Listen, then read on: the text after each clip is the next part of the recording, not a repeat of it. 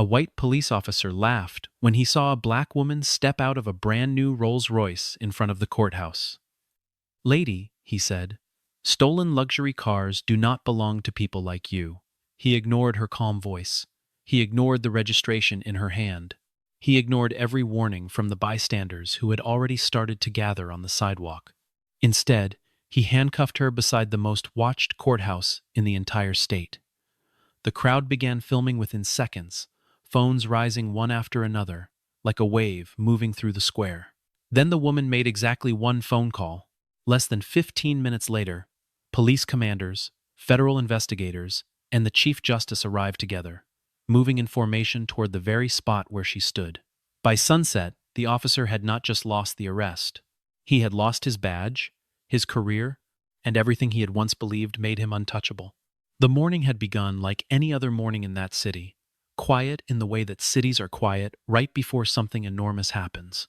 The courthouse downtown was preparing for one of the largest trials the region had seen in nearly a decade, and reporters from 3 different networks had already claimed their positions along the marble steps. Cameras on tripods lined the plaza like soldiers waiting for an order. Inside the building, clerks moved through hallways with stacks of files, and security officers checked badges twice instead of once, aware that today carried a different kind of weight. Outside, traffic crawled past the barricades as onlookers slowed their cars just to see the gathering crowd.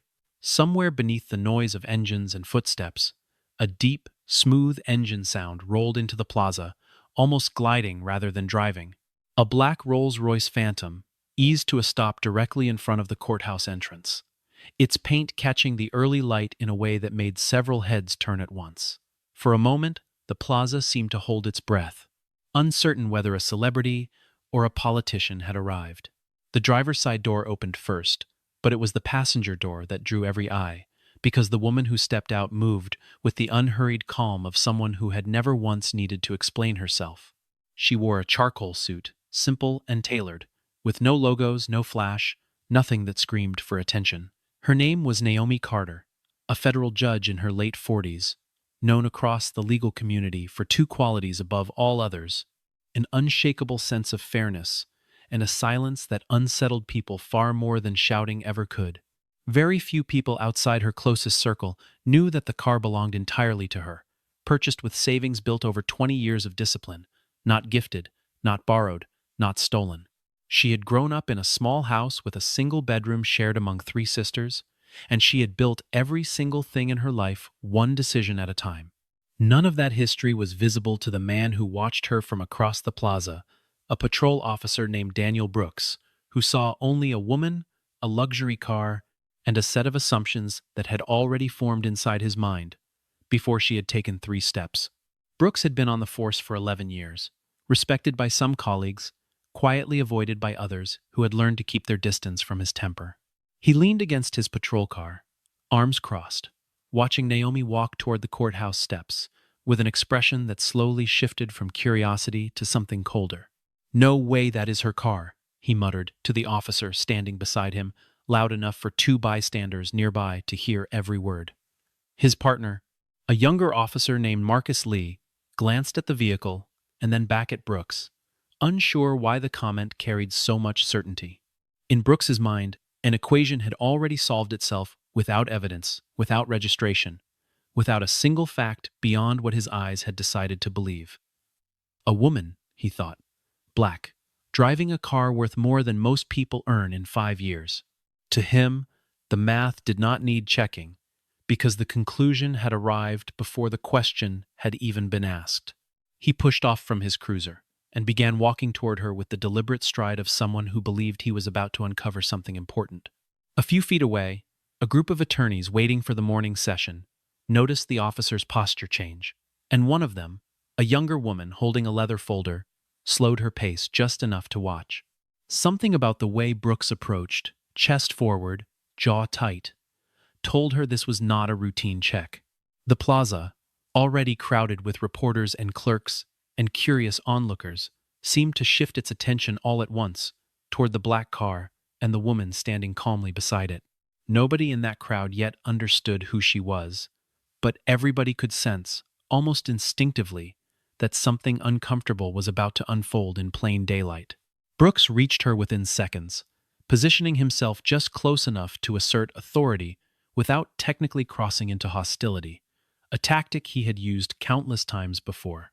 "Ma'am," he said, "I need to see your license, your registration, and proof of insurance right now."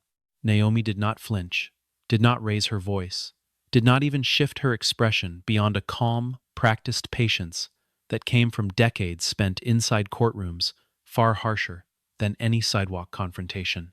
She reached into her bag with slow, deliberate movements, fully aware that sudden motion could be misread, and handed him exactly what he asked for without a single word of protest.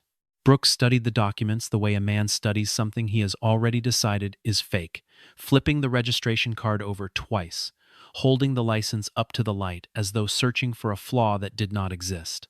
"People fake papers every day," he said flatly, more to the gathering crowd than to her. Naomi's expression remained unreadable, though something behind her eyes suggested she had seen this exact pattern play out before, in different rooms, with different uniforms, but always with the same underlying assumption. She said only, "The documents are accurate, officer," and waited. Marcus Lee, standing a few steps behind his partner, leaned in and lowered his voice. "It looks legitimate, Brooks," he said carefully, trying to diffuse the tension before it grew teeth. Brooks ignored him entirely, his attention narrowing instead on proving a theory that had nothing to do with facts and everything to do with the story he had already built inside his head. He needed her to be guilty of something, anything, because the alternative meant admitting his first instinct had been wrong, and men like Brooks rarely allowed themselves that kind of admission in public. The small crowd nearby had grown thicker, drawn by the universal human curiosity that gathers wherever conflict seems to be brewing. A retired teacher walking her dog paused at the edge of the plaza, phone already lifting halfway from her pocket.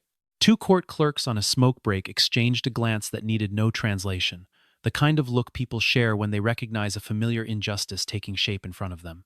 Even the reporters who had arrived for an entirely different story began glancing sideways, sensing that something far more immediate might be unfolding right there on the steps. Naomi remained still, her composure unshaken despite the rising tension around her, because she understood something Brooks did not yet grasp, that patience often outlasts power.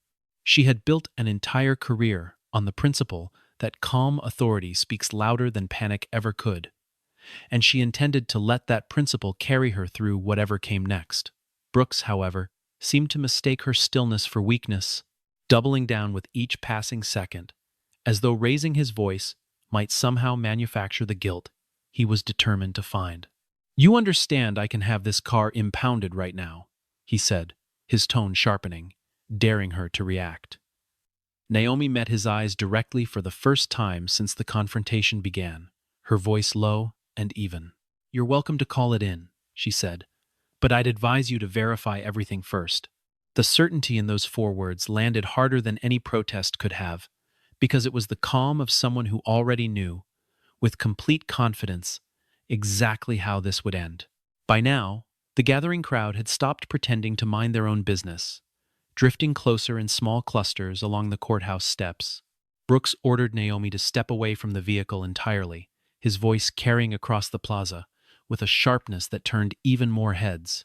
She complied without resistance, moving exactly as instructed, her hands visible, her posture relaxed in a way that seemed almost designed to highlight just how unnecessary his aggression truly was.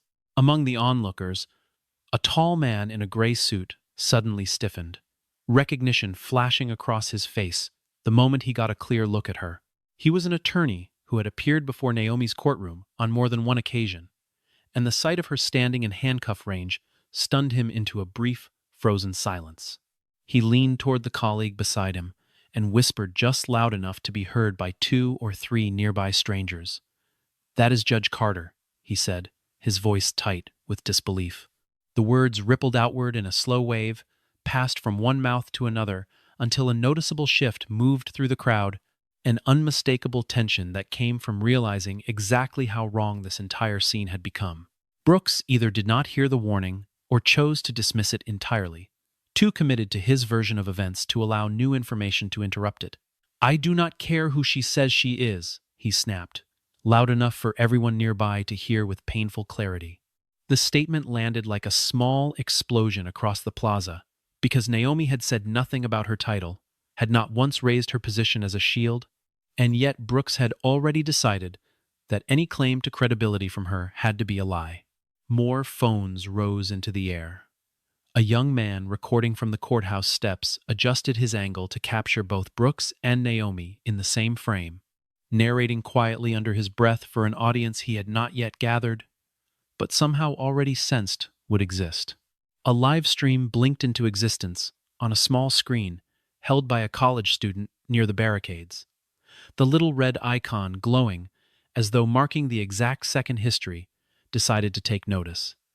Within minutes, dozens of strangers were no longer just watching, they were broadcasting, turning a quiet sidewalk encounter into something the city would not be able to ignore by evening. The pressure in the air thickened with every passing second. Not loud, not violent, but heavy in the way silence becomes heavy, right before a storm breaks.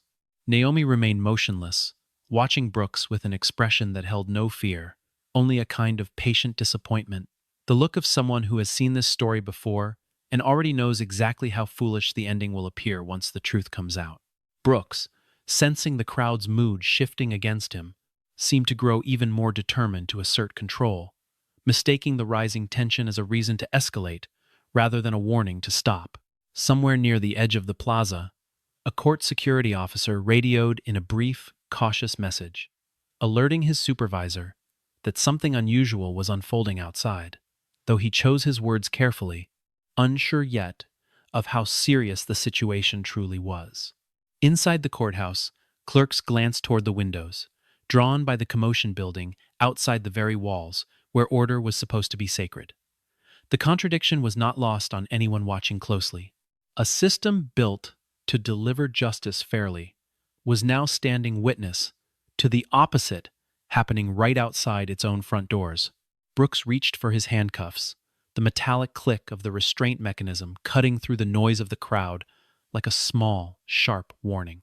The plaza seemed to freeze entirely in that instant, voices dropping into stunned silence, as though everyone present understood, almost simultaneously, that a line had just been crossed that could not be uncrossed. A nearby attorney stepped forward, instinctively, raising a hand in protest.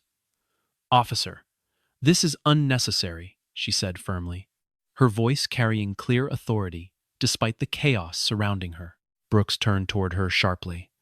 "Back up, ma'am, or you'll be detained too," he warned, his voice carrying the kind of threat that had clearly worked on others before today. The attorney hesitated, torn between her instinct to intervene and the very real fear of becoming another headline herself. Naomi, sensing the tension rippling outward, spoke calmly, her voice steady enough to cut through the noise without ever rising in volume. "It's all right," she said simply. "Let him finish what he started." The cuffs closed around her wrists with a soft metallic snap that somehow sounded louder than anything else happening in that crowded plaza. Naomi did not resist, did not pull away, did not offer the slightest gesture of struggle, because she understood, perhaps better than anyone present, that her composure in this moment would matter far more than any argument she could make. "You'll regret making assumptions," she said quietly, not as a threat, but as a simple statement of fact, delivered with the same calm certainty she might have used, announcing a verdict. Brooks laughed, a short, dismissive sound, meant to project confidence he no longer fully possessed. "I'm just doing my job," he said, glancing toward the gathered onlookers as though seeking approval that was clearly not coming. Instead, the crowd's energy had shifted entirely, no longer curious bystanders, but something closer to witnesses. Eyes hardened, expressions tightening with a quiet, collective outrage that had been building steadily since the first accusation. Several people shook their heads. One woman muttered something under her breath about disgrace. Another simply lowered her phone for a moment, as if she could not bear to keep filming, only to raise it again seconds later, determined that this moment needed to be documented no matter how uncomfortable it felt. Word moved through the crowd like electricity now. The name Judge Carter passed from person to person with increasing urgency, each repetition adding weight to the realization that this was not simply an officer doing his duty, but something far more troubling unfolding in full public view. A reporter who had arrived that morning to cover an entirely unrelated trial suddenly found herself holding a story far larger than anything on her original assignment sheet.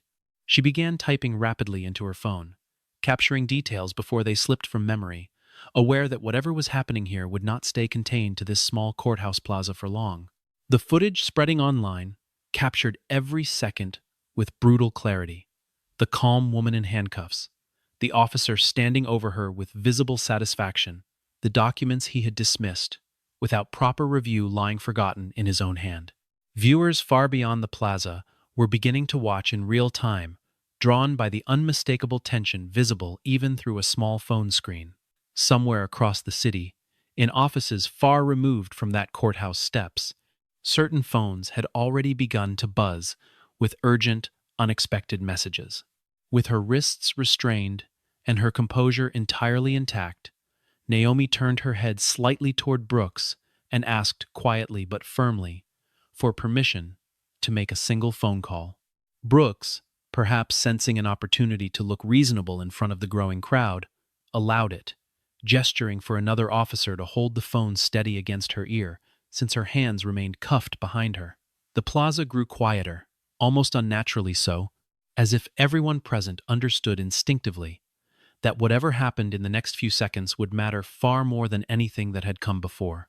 "This is Judge Carter," she said, her voice steady, measured, utterly without panic. "I need immediate assistance." A brief pause followed, the kind of silence that stretches longer than its actual length because of the weight pressing down on it. From the other end of the line, a voice replied simply, "I understand. Nothing more."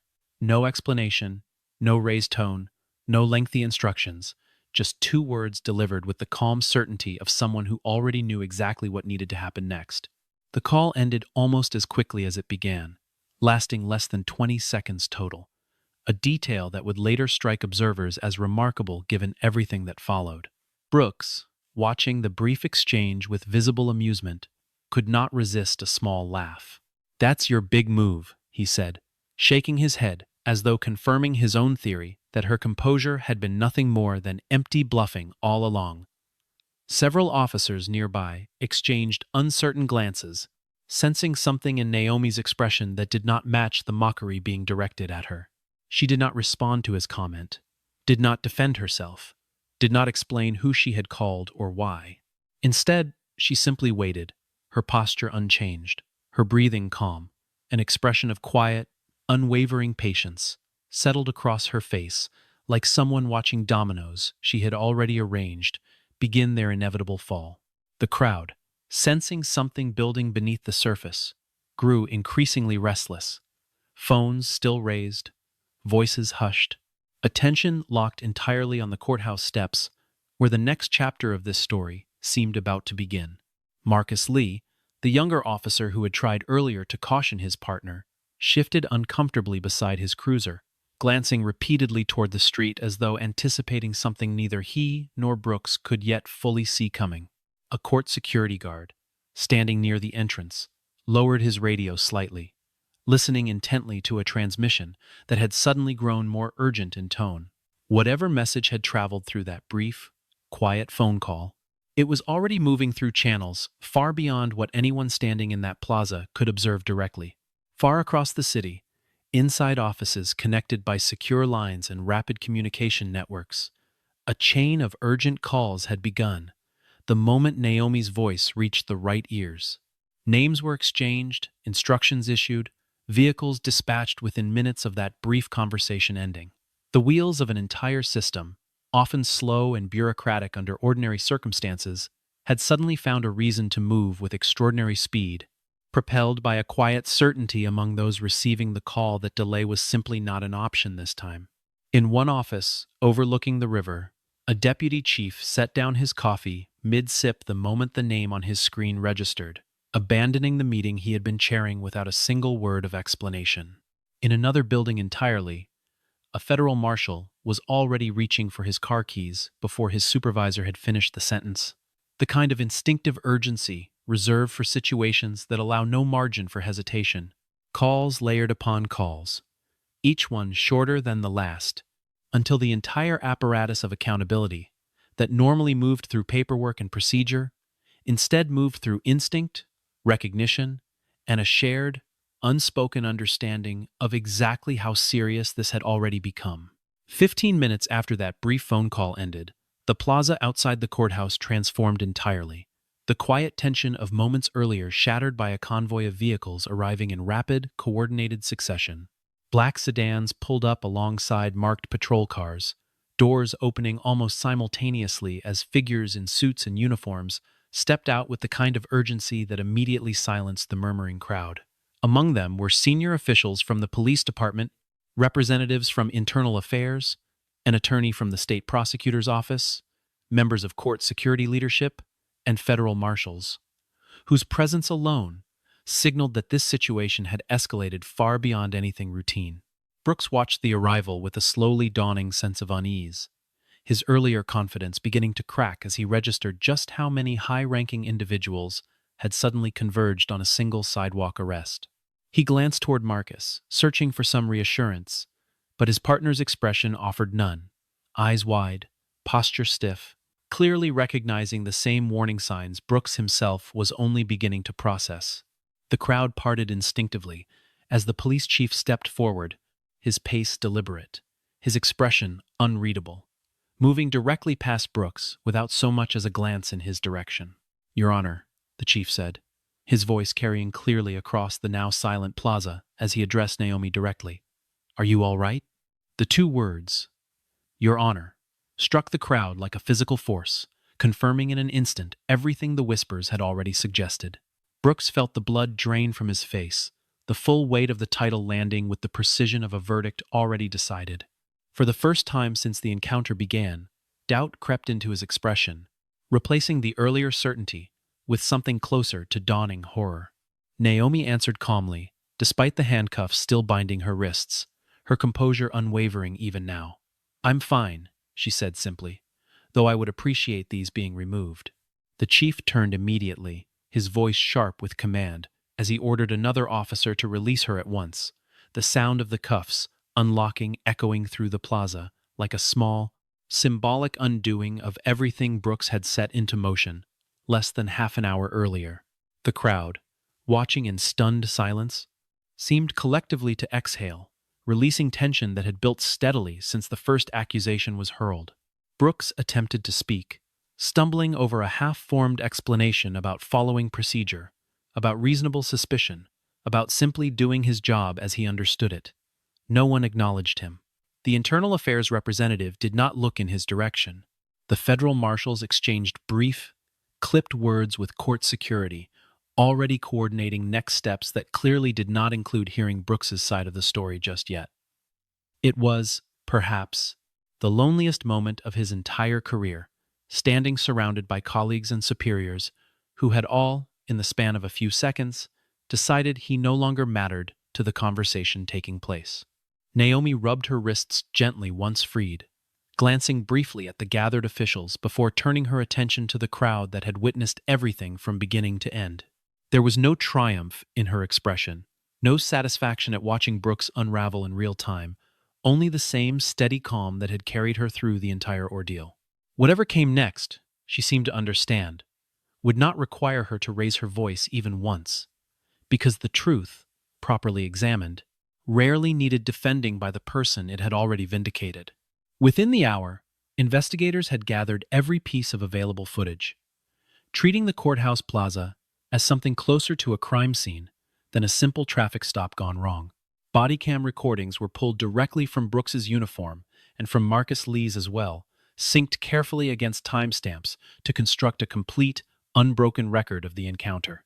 Street cameras positioned along the courthouse perimeter offered additional angles, capturing details the officer's own equipment had missed, including the exact moment Brooks dismissed the registration without ever truly examining it. Court security footage added yet another layer, showing the crowd's reaction building steadily from curiosity into open concern well before the handcuffs ever appeared. Investigators cross-referenced this material against the dozens of live streams and recordings already circulating among bystanders, each version telling essentially the same story from a slightly different vantage point. Brooks mocking, suspicious without cause, dismissive of documentation, escalating a routine stop into something far more serious, based entirely on assumptions formed before a single word had been exchanged. An attorney representing the city arrived within the hour as well, standing quietly to one side as Internal Affairs began their preliminary review, fully aware that whatever legal exposure existed here would only grow larger the longer the footage circulated unanswered. Investigators sat Brooks down in a small administrative office inside the courthouse. The contrast between that quiet, sterile room and the chaos of the plaza outside, almost unbearable in its silence. "Why didn't you verify the vehicle identification number before escalating this stop?" one investigator asked directly, her tone neither hostile nor sympathetic, simply factual. Brooks struggled to answer, offering fragments of justification that crumbled the moment they left his mouth. He mentioned instinct. He mentioned experience. He mentioned a pattern he claimed to have noticed over years on patrol, though, when pressed for specific examples, his explanations grew increasingly vague and increasingly difficult to defend. The investigator made careful notes, her expression giving nothing away, though everyone in that room understood exactly how thin his reasoning sounded, once stripped of the confidence that had carried him through the original confrontation. Outside the courthouse, the footage had already spread far beyond the initial crowd of bystanders, shared and reshared, until it reached corners of the city that had no direct connection to the plaza at all. Strangers who had never met Naomi Carter found themselves discussing her composure, her patience, the simple dignity with which she had endured something no one should ever have to endure. Equally, strangers who had never met Daniel Brooks found themselves dissecting his every word, his posture, his dismissive laughter, building a portrait of someone whose actions seemed to confirm exactly the kind of bias many had long suspected operated quietly beneath the surface of supposedly routine policing. By early afternoon, the story had taken on a momentum no single person could control or contain, moving through the city with the kind of speed that made traditional investigations feel almost quaint by comparison. The footage was undeniable, consistent across every angle, leaving no room for the kind of conflicting accounts that so often allowed similar incidents to fade quietly without consequence.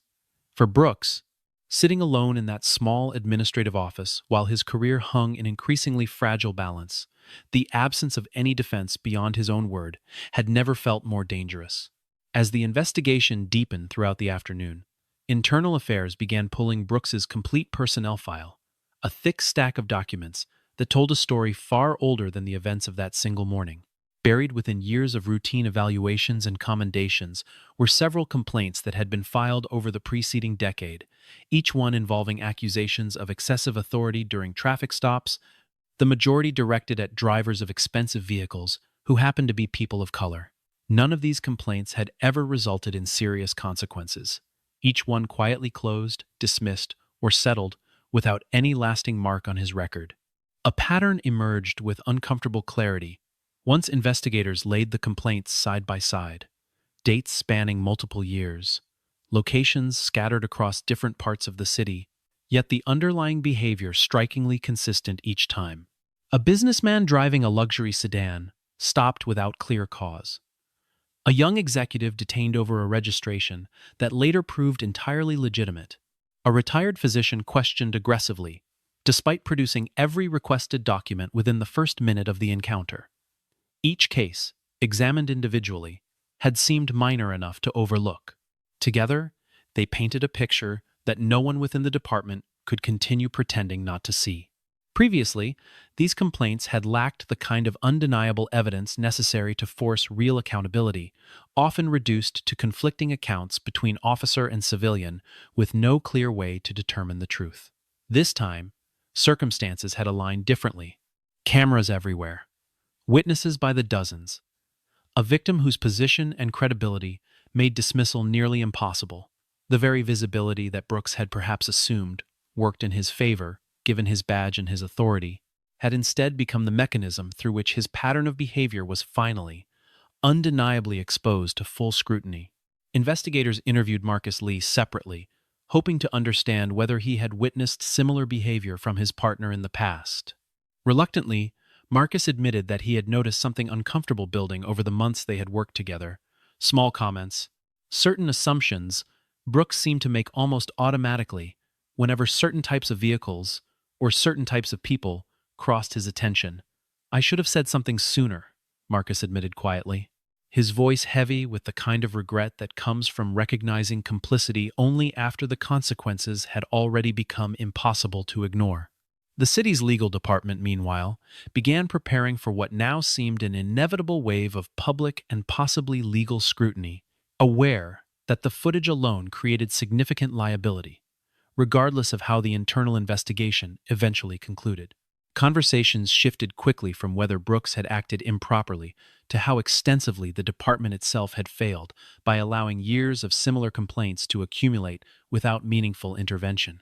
For many watching the unfolding story from outside, this realization landed even harder than the original incident, the understanding that what had happened to Naomi Carter was not an isolated failure, but the visible surface of something far deeper and far more troubling. By evening, as the sheer volume of evidence against Brooks continued mounting, even his most sympathetic colleagues within the department found themselves struggling to offer any meaningful defense. The story no longer belonged solely to that single morning outside the courthouse. It belonged now to every overlooked complaint, every dismissed pattern, every moment when someone in a position to intervene had chosen silence instead of accountability. For those watching closely, the satisfaction of finally seeing consequences arrive felt tempered by the uncomfortable awareness of just how long those consequences had been delayed. A retired captain who had once supervised Brooks early in his career was contacted that evening for a brief statement, and his response, though guarded, carried its own quiet weight. "He was a good officer on paper," the captain said, "but paper never tells you what someone assumes the moment they see a certain face behind a certain wheel." The comment circulated quickly among investigators, less because it offered new evidence, and more because it captured, almost perfectly, the exact failure the department now found itself forced to confront. Years of looking only at the paper, never at the pattern underneath it, had allowed exactly this outcome to remain possible for far too long. Throughout the entire ordeal, Naomi Carter conducted herself with a restraint that surprised even those who knew her well, declining every opportunity to transform her experience into something louder or more vindictive than it needed to be. When reporters approached later that afternoon, eager for a statement dripping with outrage or condemnation, she offered instead a measured response, delivered with the same calm she had maintained throughout the entire encounter. "I trust the process to reveal what happened accurately," she said simply, declining to elaborate further despite repeated questions pressing for something sharper. An aide from the prosecutor's office asked her directly whether she intended to pursue personal legal action against Brooks, a question that carried an implicit assumption that anger, however justified, would naturally seek the harshest possible outlet. Naomi considered the question briefly before answering. "No one is above the law," she said, "and that includes officers, but my interest here is not personal retribution." The aide seemed almost confused by the response, accustomed perhaps to victims whose understandable fury demanded immediate, visible punishment rather than careful, systemic correction. Instead, Naomi requested 3 specific things from the department, delivered not as ultimatums, but as measured recommendations grounded in years of judicial experience. She asked for a thorough, independent investigation into every prior complaint filed against Brooks, ensuring that patterns long ignored would finally receive proper scrutiny. She asked for meaningful reform to officer training protocols, particularly around bias recognition and de-escalation, recognizing that punishing one individual without addressing underlying systemic gaps would accomplish little in the long run. Finally, she asked for transparent public reporting of the investigation's conclusions, insisting that accountability meant nothing without visibility. Her requests circulated quickly among officials and observers alike, drawing comparisons to previous high-profile incidents where victims, often justifiably, sought primarily personal vindication rather than structural change. The contrast struck many as remarkable, not because anger would have been undeserved, but because restraint of this caliber, paired with such clear, constructive demands, revealed something about character that no title or position could manufacture on its own. Colleagues who had worked alongside Naomi for years were unsurprised by her response, recognizing in it the same disciplined judgment that had defined her approach to every case she had ever presided over. Members of the public, watching the story develop across screens throughout the city, began to notice the distinction emerging between two very different kinds of power on display that day. Brooks had wielded the obvious kind, a badge, a uniform, the authority to detain and restrain, all of it deployed carelessly and without justification. Naomi had demonstrated something far quieter, the ability to remain composed under direct provocation, to resist the pull toward retaliation, and to channel a deeply personal injustice into a call for broader, lasting correction, rather than narrow, momentary satisfaction. That distinction, more than any single detail of the original confrontation, seemed to capture the public's imagination as the day wore on. Strangers debating the story across the city found themselves returning repeatedly to the same observation, that real authority rarely needed to announce itself loudly, while genuine integrity often revealed itself most clearly in moments when shouting would have been so easy and so understandable. For many, watching Naomi Carter refuse the easier path of pure outrage taught a lesson that lingered far longer than the initial shock of seeing her handcuffed outside the very courthouse she served. A local news anchor, closing out the evening broadcast that night, summarized the day with a single line that many viewers would repeat to one another in the days that followed. "What we witnessed today was not just one officer's mistake," she said, "but a demonstration of what it looks like when someone refuses to let injustice make them smaller." Across dinner tables and office break rooms throughout the city, the same conversation repeated itself in slightly different words, people weighing what they would have done in Naomi's place, and most quietly admitting they doubted they could have matched her composure under circumstances so plainly unfair. 3 weeks later, the disciplinary hearing convened inside a conference room far smaller and far quieter than the chaotic plaza where everything had originally unfolded. Brooks sat at a long table across from a panel of senior officials, his uniform pressed, his posture rigid, though the confidence that had once defined him on patrol had long since drained away under the weight of accumulated evidence. His attorney sat beside him, flipping through pages of footage transcripts and witness statements that offered increasingly little room for any meaningful defense. The panel reviewed every detail methodically, beginning with the original traffic stop and moving steadily through each subsequent decision Brooks had made that morning. They examined his failure to properly verify the vehicle's registration before escalating the encounter. They reviewed his decision to apply handcuffs despite full cooperation and clear, valid documentation. They considered his dismissive treatment of warnings from bystanders who had recognized Naomi Carter well before the situation reached its most damaging point. Each decision, examined individually, might have seemed survivable. Together, they formed an undeniable portrait of conduct that fell far short of what the badge demanded.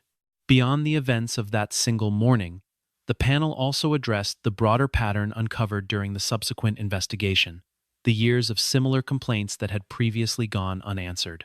A representative from Internal Affairs presented findings showing that at least 4 prior incidents bore striking similarities to what had occurred outside the courthouse, each one involving assumptions made about drivers based on little more than the vehicle they happened to be operating. The cumulative weight of this pattern made clear that the morning's events were not an isolated lapse in judgment, but the latest expression of behavior that should have been addressed long before it ever reached this point. When asked directly to explain his actions, Brooks offered what amounted to a final, halting attempt at justification, citing years of experience and instinct that he claimed had usually served him well. The panel listened without visible reaction, though the silence that followed his statement carried its own clear verdict long before any official decision had been announced.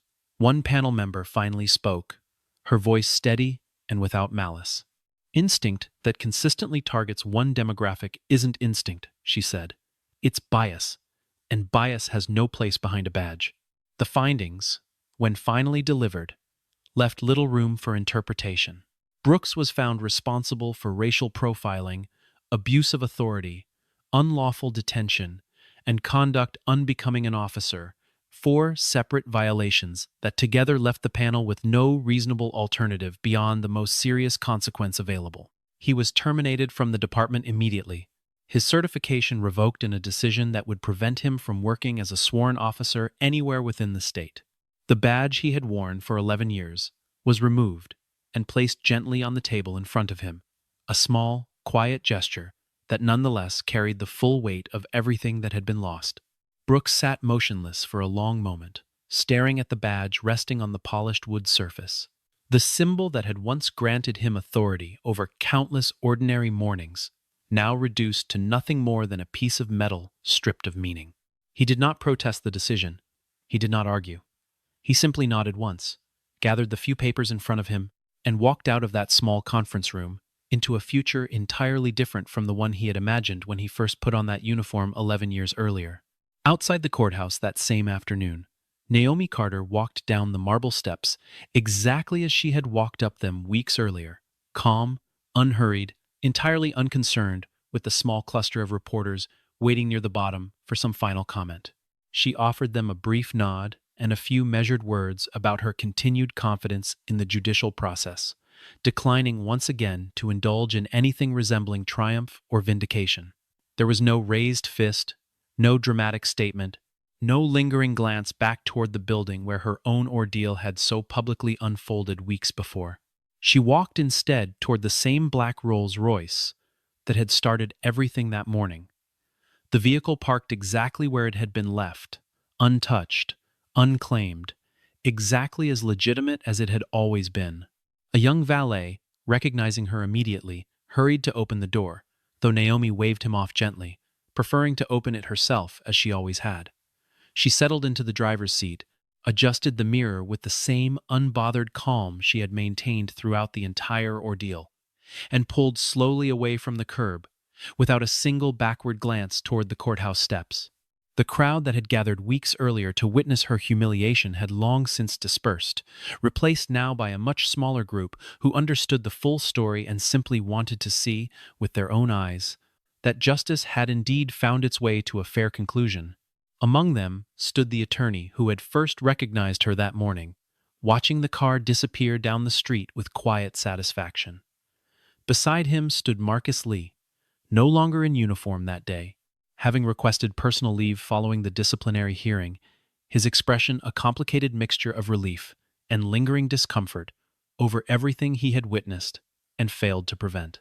For the city, the story did not end neatly with Brooks's termination, but rather opened into a longer, more deliberate process of reform that Naomi herself had specifically requested weeks earlier. The department announced sweeping changes to its training protocols within the month, incorporating mandatory bias recognition courses and stricter accountability measures for handling civilian complaints. An independent oversight committee was established to review patterns of officer conduct that might otherwise have continued slipping through bureaucratic cracks the way Brooks's prior complaints once had. None of it erased what had happened, but all of it represented exactly the kind of lasting correction Naomi had asked for, instead of simple, narrow punishment. In the months that followed, Naomi returned to her courtroom much as she always had, presiding over cases with the same steady discipline that had defined her career long before that single morning outside the courthouse. She rarely spoke publicly about the incident again, declining most interview requests, choosing instead to let her continued work speak for itself in the way she always preferred.